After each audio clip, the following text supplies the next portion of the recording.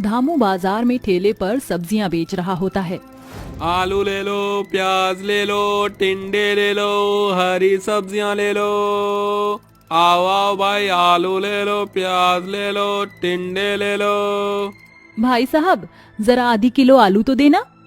हाँ हाँ बहन जी, ये लीजिए, अभी के अभी तोल देता हूँ। धामू आधी किलो आलू तौल देता है और उस औरत को दे देता है, जिसके बाद वह बाजार में ठेले को यहाँ से वहाँ ले जाकर लोगों को सब्जियां बेचता रहता है। इसी प्रकार उसका रोजमर्रा का खर्चा चल रहा था। शाम होते होते धामू कमाए हुए पैसों में से कुछ दवाइयाँ खरीदता है और घर को लौटने लगता है। अरे भाई, रात हो गई है, मेरी पत्नी और मेरे बच्चे मेरा इंतजार कर रहे होंगे। धामू जैसे ही घर पहुंचता है, उसकी तीनों काली बेटियां घर में साफ सफाई और खाना बना रही होती हैं। अरे मेरी बच्ची हो, तुम इतनी छोटी सी उम्र में घर के काम क्यों कर रही हो? पिताजी, माँ की तबीयत बिल्कुल भी ठीक नहीं है। सुबह से सिर्फ आपका ही नाम पुकार रही है। हाँ पिताजी, आज उन्हें दवाई लिए हुए पूरे 1 हफ्ता हो गया है। पिताजी, आप पहले माँ के पास चले जाइए। जैसे ही धामू निर्मला के पास जाता है, निर्मला दर्द से करहा रही होती है। देखिए जी, मेरा कुछ नहीं पता कि मैं कब इस दुनिया को छोड़कर चली जाऊं। हमारी 3 बेटियां हैं, अब आपको उनकी जिंदगी बनानी है। मुझसे वादा करो कि आप हमारी तीनों बेटियों की परवरिश अच्छे से करोगे। मैं तुमसे वादा करता हूँ निर्मला, मैं अपनी तीनों बेटियों की परवरिश अच्छे से करूंगा, लेकिन तुम ऐसा कुछ मत कहो, तुम्हें कुछ नहीं होगा। धामू इतना कह ही रहा होता है कि तभी अचानक से निर्मला की आंखें बंद हो जाती हैं, जिसके चलते धामू बहुत फूट फूट कर रोने लगता है। धामू अपनी पत्नी निर्मला का अंतिम संस्कार कर देता है, जिसके बाद वह सब्जी बेचकर अपनी तीनों बेटियों को पढ़ाने लिखाने का काम शुरू कर देता है। मेरी बेटियों, मैं चाहता हूँ कि तुम अपनी माँ का सपना पूरा करो और पढ़ लिख कर कुछ बनो। मैं तुम्हें किसी काबिल देखना चाहता हूँ। उस दिन के बाद से धामू दिन रात मेहनत करता है और सब्जी बेचने के साथ साथ वह एक फैक्ट्री में काम करना भी शुरू कर देता है। देखते ही देखते कुछ समय बीतने लगता है, जिसके चलते उसकी बेटियां शादी के लायक बड़ी हो जाती हैं। एक दिन धामू फैक्ट्री में काम कर रहा होता है। जिस मशीन में धामू काम कर रहा था, अचानक से वह मशीन खराब हो जाती है और धामू के दोनों हाथ उस मशीन के अंदर आ जाते हैं, जिसके चलते वह बेचारा अपाहिज हो जाता है। पिताजी, पिताजी, ये क्या हो गया आपके हाथों को? पिताजी, ये सब कैसे हुआ और किसने किया? बेटी, इसमें किसी की कोई गलती नहीं है।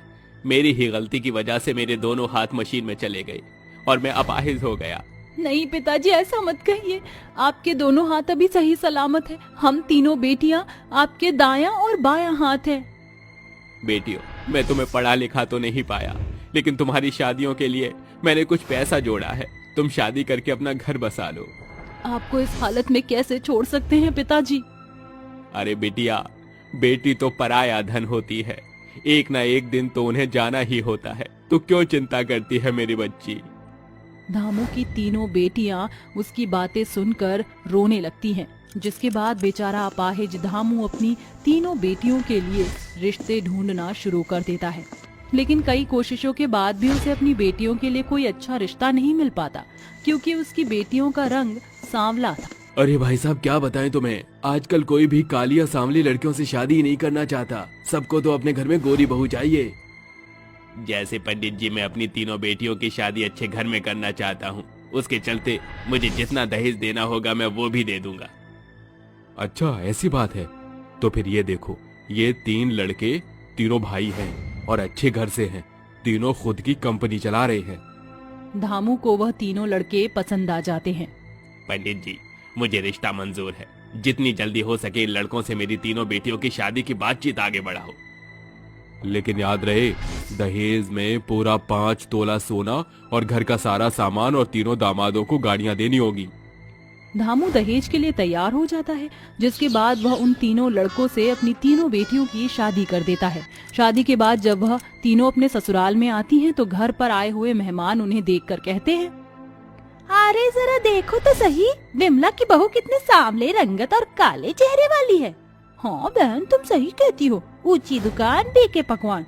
जितने ये अमीर हैं उतनी ही इनकी बहू काली है। तभी वहाँ विमला आ जाती है।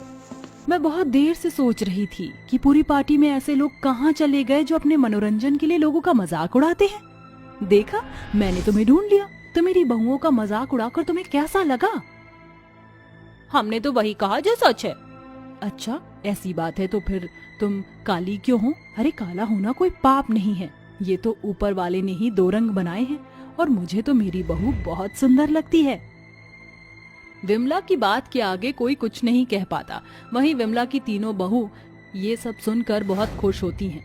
लेकिन शादी के बाद सभी फंक्शन के बाद विमला अपनी बहुओं से कहती है, देखो इस घर के कुछ कायदे और कानून हैं। हमारे घर की बहू बाहर नहीं जाती, जो चाहिए उसे इस घर में ही मिल जाएगा, बाकी के नियम धीरे धीरे सीख जाओगी। ये कहकर वो वहाँ से चली जाती है। अरे मुझे तो लगा था कि हमारी सास बहुत अच्छी हैं, लेकिन ये तो बहुत सख्त हैं। लेकिन हम तीनों को अपनी माँ का और अपने पिता का सपना भी तो पूरा करना है, और उसके लिए हमें पढ़ाई के साथ साथ बाहर भी जाना होगा। ये सब कैसे होगा? तीनों बहनों को अपनी माँ का सपना पूरा करना था, जिसके चलते वो अपने ही घर में छुप छुप कर पढ़ाई शुरू कर देती हैं। जब रात के समय घर के सभी सदस्य सो जाते हैं, तब तीनों बहनें अपनी किताब निकाल कर पढ़ाई शुरू कर देती हैं। देखते ही देखते वह तीनों बहनें पढ़ाई करके कुछ न कुछ बन जाती हैं। निशा डॉक्टर की पढ़ाई पूरी कर लेती है, आयशा वकील की और राधा कलेक्टर की, जिसके बाद वह तीनों अपने पिता के पास जाती हैं। पिताजी देखो, मैं वकील बन गई और मैं कलेक्टर बन गई। देखो पिताजी, मैं भी डॉक्टर बन गई। आपका सपना हम तीनों बहनों ने पूरा कर दिया। आज तो सच में तुम तीनों ने मिलकर मेरा नाम रोशन कर दिया। तुम्हारी माँ यह देखकर बहुत खुश हुई होगी। तभी वहाँ अचानक से विमला अपनी कुछ बिगड़ैल सहेलियों को लेकर पहुँच जाती है, जिसे देखकर निशा, आयशा और राधा तीनों बहुत डर जाती हैं। माफ कर दीजिए माँ जी, हम अपने पिताजी का सपना पूरा करना चाहते थे, इसलिए हमने पढ़ाई की। अरे बहू, तुम क्यों माफी मांग रही हो? माफी मांगने के लिए तो मैं इन्हें लेकर आई हूँ। ये वही औरतें हैं जिन्होंने ये कहा था कि मेरी सावली बहू किसी लायक और किसी काबिल नहीं। तो देख लिया तुम सबने कि रंग और रूप कुछ मायने नहीं रखता। असल जिंदगी में इंसान की समझदारी और उसकी अच्छाई ही मायने रखती है। हाँ विमला, तुम सही कहती हो, हमें माफ कर दो। हमें तुम्हारी बहुओं के बारे में ऐसा नहीं कहना चाहिए था। विमला अपनी तीनों बहुओं को गले से लगा लेती है और उन्हें फक्र से अपने घर वापस लेकर जाती है, जिसके बाद वह सभी एक साथ खुशी खुशी रहने लगते हैं।